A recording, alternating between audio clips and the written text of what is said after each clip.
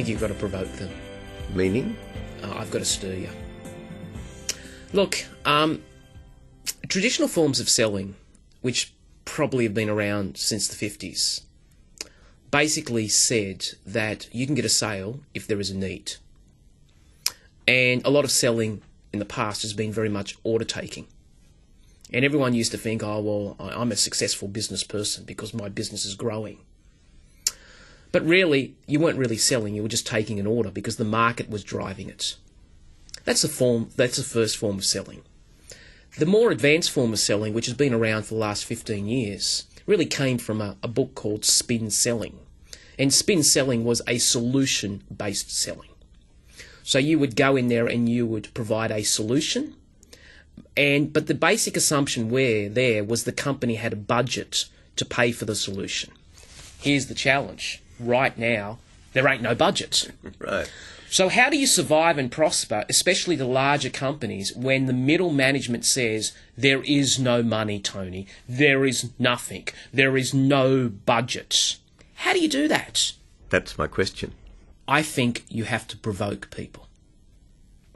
What I'm actually suggesting that you do is that you actually have to take your prospect from a position of, I don't know that I don't know, to now I know that I don't know. You've got to bring them out into the light that they have a problem. Now, this is very challenging on a lot of traditional salespeople because they've never done it before. They've always been able to service a need.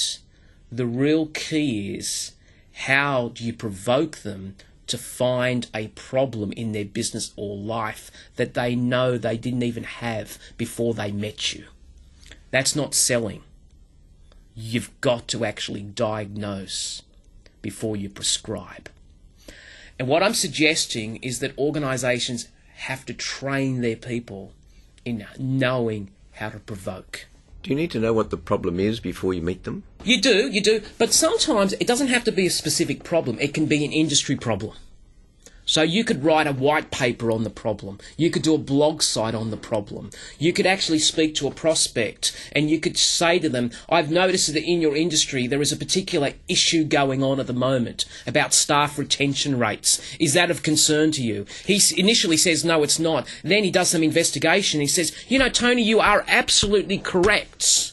So what you've got to do is you've got to stimulate there's a problem in the industry, or there's a problem in the company, or there is a problem, in a division. But the only way you can do that really, Michael, is you don't sell. You ask questions. And that goes against the fundamental nature of a lot of salespeople because they just want to vomit on the customer. They want to tell them how much I know. It's not about me. Here's a classic way of doing it. When you go and see somebody, disarm them. Say, Michael, I'm not here to sell you anything. I just want to ask you a couple of questions. Now, I don't know if I can even help you. And what I'm willing to do is I'm willing to invest 45 minutes to see if I can help you. I may not be able to. You know what I'm going to do? I'm going to ask you those questions. You know what those questions are? They get you thinking. Right? Because the power is in the question. There's an old saying, ask and you shall receive, seek and you shall find, knock and it will be open. We've got to go much deeper than we've ever been before. You've got to uncover things that I don't even know exist yet. And you could do that with a complete stranger? Absolutely, if you frame it up correctly. The other tools that organisations are using to do this are things like diagnostic. Before I meet with you, do you mind if you fill in a questionnaire? What's that questionnaire doing? Exposing things you don't even know. Surveys are another example. But if you do it with a perfect stranger, you've got to frame it up. You're not there to sell them anything. You are there to speak to them about how you can help their business. You've got to win their trust. You've got to win their trust, okay? And in winning their trust, you ask them questions. Because when you build questions with people, you're building rapport. The power is in the question. It's the right questions to ask. And this is what I'm suggesting salespeople have to do. They have to think like business owners. Because if I want to turn on a business owner, and he's the decision maker, I've got to ask him questions that are important to his business, not about my products. So salespeople have to be retrained, reprogrammed to talk less about the product, but more about the business owner's business. That, to me, is the key in asking good questions. Does the stranger perhaps believe that you're intruding when you shouldn't be intruding? We have got to do it politely. But I would certainly suggest that you just try it. I do this all the time. I bring in a blank bit of paper. I say to people, look, I don't want to flog you anything. That's what I normally say. I'm not here to flog you anything. I just want to ask you a couple of questions. Are you okay with that? Then I say to them, do you mind if I take notes as we talk? Now, the prospect's going, please do, because no one really listens to me anymore, and you're the first person in my life. Even my wife doesn't listen to me, but you do. And not only that, I'm taking notes because I'm genuinely interested. And I'm going to steer that conversation to ask them really good questions that agitate, motivate, inspire them to take action.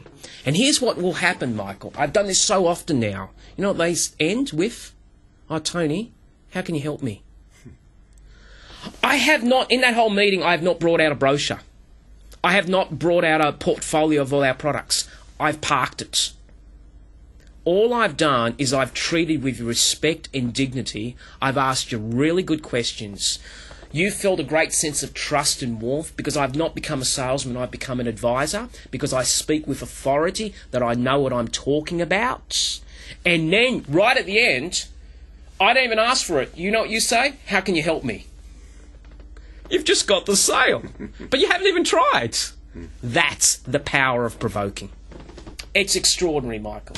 I think everybody should do it. But what organisations need to do is they need to get their salespeople thinking that way. They need to get them talking that way. You need to train them into understanding less about the product but more about the relationship and understanding what turns people on and talking the language of a business owner as opposed to a salesperson. That is the great challenge.